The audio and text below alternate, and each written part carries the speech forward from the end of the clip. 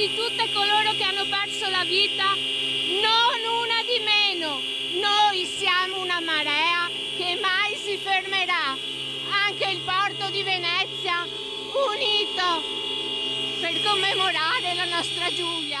È il giorno del lutto in Veneto e del rumore in memoria di Giulia Cecchettin.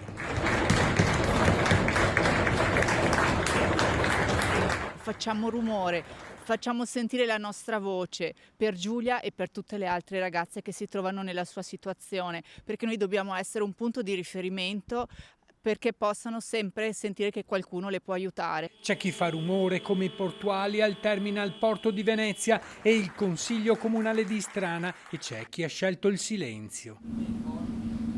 Un minuto di silenzio anche in Consiglio regionale del Veneto perché cessi la violenza e si sconfigga il male che semina dolore e ingiustizie insopportabili e ingiustificabili.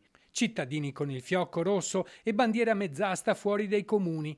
Lezioni mattutine cancellate all'Università di Padova, uffici comunali chiusi a Vigonovo dove Giulia Cecchettin viveva.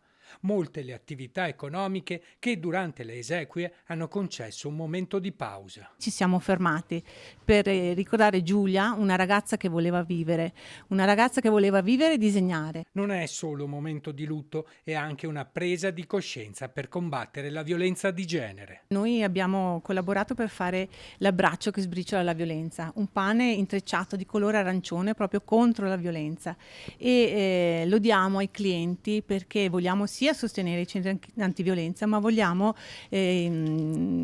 aumentare la conoscenza del 1522, il numero da chiamare in caso di violenza e stalking.